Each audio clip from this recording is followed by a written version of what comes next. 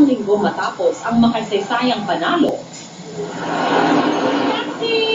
nag-umpisa na ang adventures ni Megan Young bilang Miss World sa London, England. My first time to be in London and to be in Europe.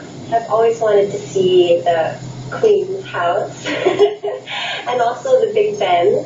So I'm really excited to take my picture there. I need my... Nag-ikot si Megan sa tourist spot. Hello, Queen!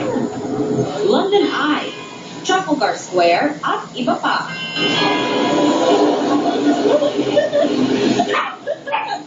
Espesyal na puno ng atrapo ni Megan ang London telephone booth para sa kapatid na si Lauren. I'm going to take a picture. My sister has been bugging me.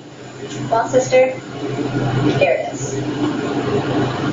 Higit sa corona, nalaman ni Megan ang kanyang makabuluhang papel at pagkakaroon ng beauty with a purpose. During that night for Miss World, that was it. That was the mark. And I just knew from that moment on what I wanted to pursue. That I could use my skills and that I could use my voice and my knowledge to get people in the know of what they can also do to help out. Bilang pasalamat sa suporta ng fans, ipapahagi ni Megan ang bagong journey bilang Miss World sa pamamagitan ng online journal. Nakatakdang umuwi si Megan sa bansa sa Webes. I'm very, very excited to go back home to the Philippines, and you never know, that just might be my next tour to show you all. Ginger Panajero, Patron ng Pilipino.